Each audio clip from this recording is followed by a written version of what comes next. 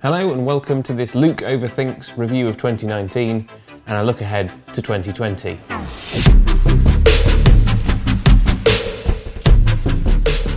Hello everybody, here I am with the final video of the year. I'm recording this at 9:15 on New Year's Eve. For some of you it is already 2020. And I thought I'd just have a quick look back, I don't know, it might take a while actually, a look back at the year and a look ahead to things that I am looking forward to and things that I hope to do on this channel. So I've split it into 4 categories. We're starting off with the Gerry Anderson stuff. We're going to look at board games, we're going to look at Doctor Who, and then a couple of other things to round it off. First big thing to talk about is the fact that this was the year where the UFO cast, with me and Michael from the Tin Dog podcast, we finally finished it. We had a bit of a stumble. We were supposed to finish in September, October 2018. It was supposed to take us a year to do it. Things stretched out a bit. We had a massive break between October 2018 and then January of this year. And then in that, we had that kind of final stretch of 6 episodes, I think it was. That was our odyssey through UFO. If you haven't caught it, there'll be a link in the description to a playlist of all the episodes of that. You can either watch them here on YouTube or subscribe to the podcast. And we really enjoyed doing that. The UFO soundtrack came out, so there's an episode about that, again, a link in the description. And I really enjoyed this, and you can hear my thoughts on that in that episode. So to the future, this is where the categories that I've put together for this episode sort of blur, because this is the 50th anniversary Thunderbirds board game. It is now, or will be, 5 years old come 2020. I've had it for a while now. It's really fun. There are 3 expansions for it. They're all in there. And I'd like to do an episode or 2 about this in 2020. As with all the things that I hope to do, I'm not making any promises about what will actually appear on the channel. But I want to talk about this game because I really enjoy it. These are here because I've literally just ordered the Blu-ray of all the Captain Scarlet to replace my DVDs, thanks to an Amazon voucher from my sister. So that will be coming. I will be rewatching this series in high def. And if it's as any good as the UFO high definition upgrade is, that will be very well worth it. Really looking forward to revisiting this series. So let's talk about board and card games. Again, there's a little overlap with the next section, which will be about Doctor Who. As you can see, we have a couple of Doctor Who games. So I reviewed this, it was one of the first Luke Overthinks videos that I did, which is a Doctor Who edition of Flux. There are so many versions of Flux now. I mean, not quite as many as the ridiculous number of versions of Monopoly that there are. Flux is a great little card game. It's called Flux because the rules change all the time. I did a video about that, link in the description. This is a lot of fun. There is even now an expansion for the 13th Doctor and her companions. I haven't got it because I think several quid for just a few more cards isn't really worth it, but you might think that. Head over and check the review out if you missed that at the time. Then we have this humongous game. It's the smallest box here actually, but it's very heavy because it now has these 2 expansions inside of it. I have a video of reviewing the base game, so if you want to check that out, there's a link in the description. I think I did an unboxing video of this one, which was the first expansion that I got, one of the first 2 that was released, which is the 7th and 9th Doctor. This is expansion number 3 with the 6th and the 2nd Doctor, and I should be getting the other 2 expansions within the next few weeks. One was going to be a belated Christmas present from my parents. They basically sent me they gave me a copy of the Amazon order that they had made. It was supposed to arrive before Christmas, then after, then before, anyway. And then what actually arrived a couple of days ago was this set of D&D monster cards in German. Somebody messed up, so these are due to go back.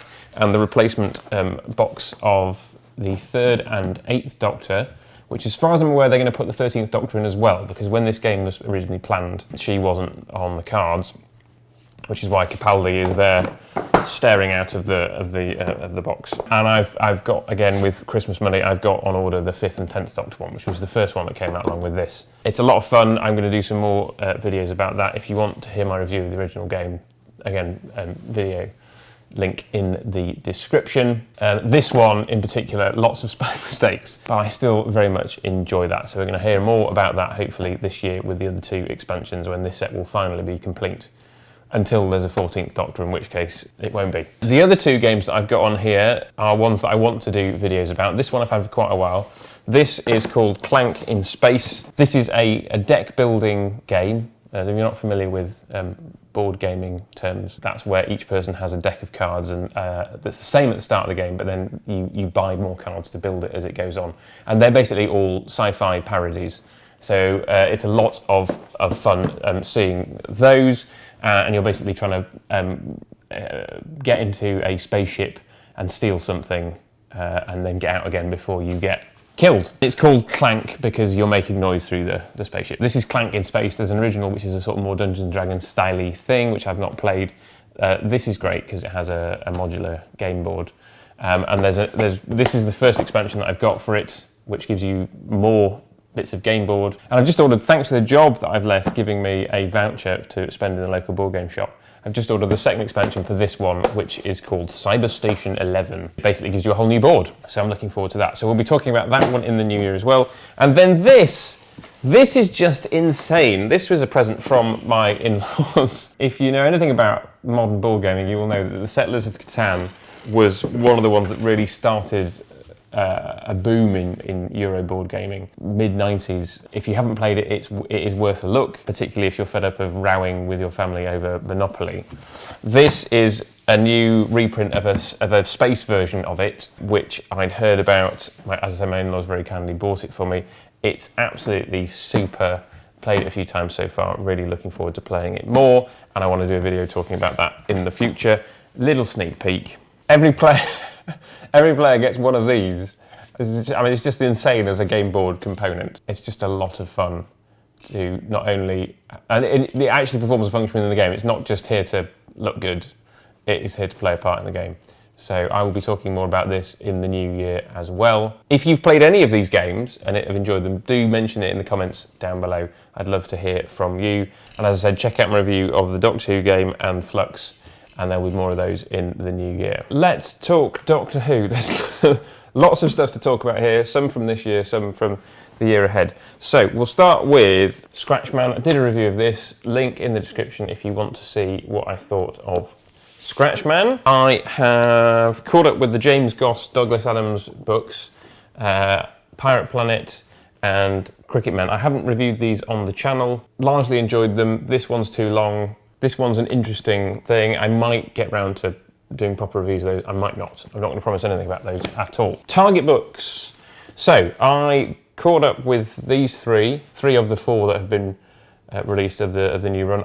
I hated Twice Upon a Time so much that I don't think I can bring myself to get the novel and read it. But I have read these three. I reviewed these two on the channel. Links in the description if you want to see what I thought of Rose and the Christmas Invasion. I might get around to reviewing that.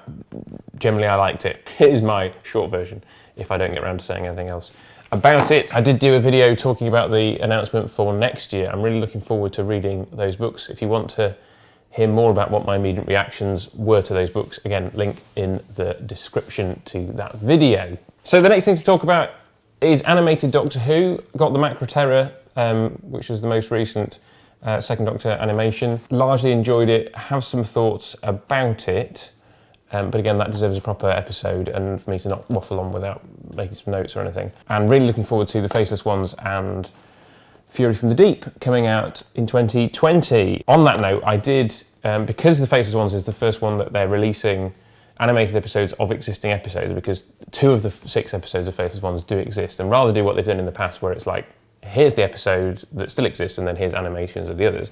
Because they're doing this sort of widescreen colour version, they've clearly decided that it makes sense to animate the missing ones, the existing ones as well. So they released a clip from that, and I've put a side-by-side comparison of those two, so you can see what's different about the animation compared to the episode that we already have. And this is obviously the first time we've been able to do that kind of comparison. One thing in relation to this that I appreciate about that clip is that you can tell that they've moved the sound of the motorbike to fit with what they've done with the animation. So and it's possibly because it's a recreation of an existing episode, they're feeling freer to do stuff. One of my criticisms of this is that what they could have really done with was adding some sound for the Macra to make them more present and menacing. I think that's one of the things this really lacks. And the fact that they've decided that they can fiddle with the soundtrack, and I don't know whether that's just going to be on the existing episodes that they feel free to do that, but I think that's a step forward, knowing that the animated version is never going to replace the original. If something isn't working with just the original soundtrack, I want them to be able to be free to change it if they need be, and that was something that I felt this could have really done with. Anyway, I might talk about that another time, might not. So that's animated Doctor Who. Actually, no, it's not. I've just got Sharda for Christmas. The umpteenth version of Sharda. This is the animated one. Really looking forward to watching this, to see what they have done with it, and to finally have a complete Tom Baker version of the story. And it'd be interesting to see how it compares to the DVD that we had of the 92 version, and then the Paul McGann version that we've also had, and the book that we've had in recent years. So really looking forward to this in 2020. The reason that these are on the table, these are the novelisations of Series 1, An Earthly Child through to Reign of Terror. I did some travel for work in October, took these in my coat pockets. It's the only way to get them through, because I didn't have that much space in my bag. And I think I read the first 4 on the plane out, and the other 4 while I was out there, and on the plane back.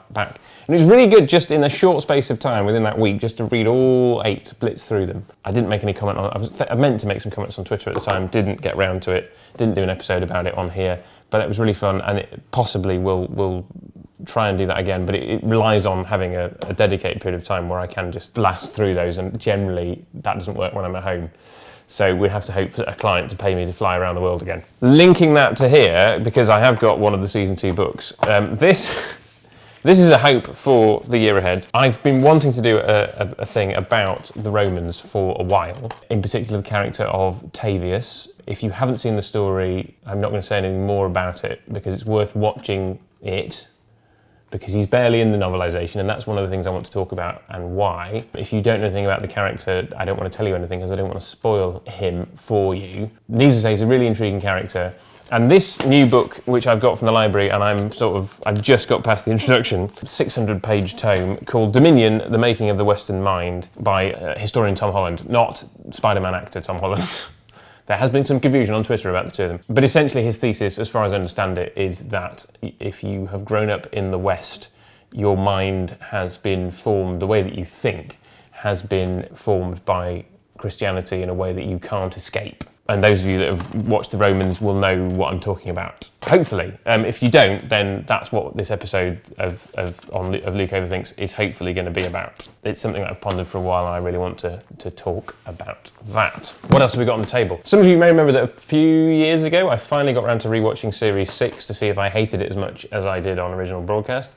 And the answer was I didn't hate it as much, but I still wasn't really on board. And I got partway through a rewatch of Series 7 and then faltered at The Rings of Akaten, which I did do an episode about. I think it was after I'd finished Mudwarp. So it was a sort of post-Mudwarp Doctor Who YouTube thing.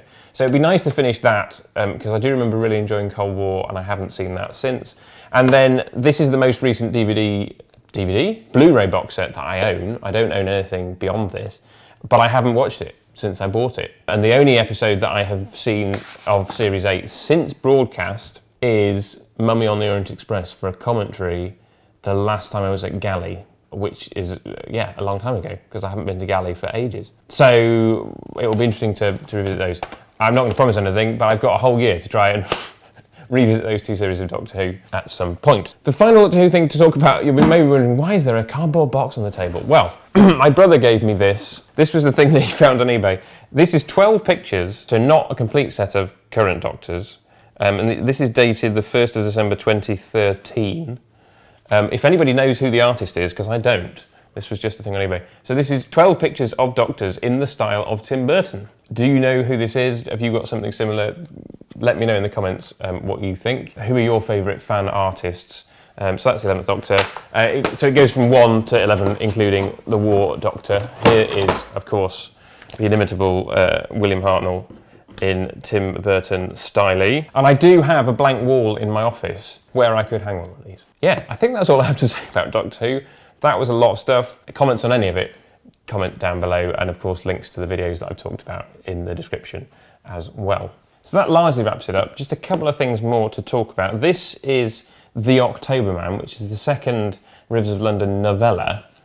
So a sort of break from the main series of Rivers of London stories. Last Christmas was Rivers of London number 7, which I very much enjoyed. It's sort of become a tradition since I met my wife that my in-laws buy me the latest Rivers of London novel for Christmas.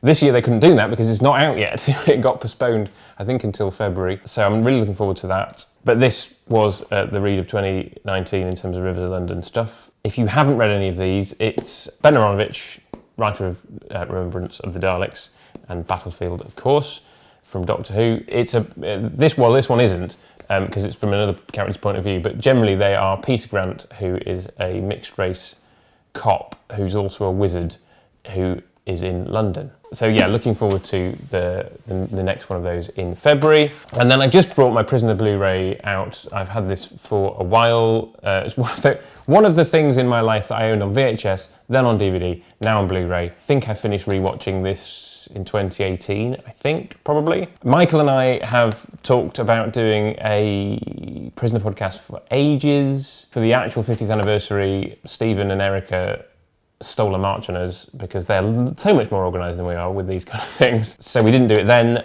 we did the UFO cast instead. So Gerry Anderson fans were a winner there. I have texted him to say, shall we do it this year?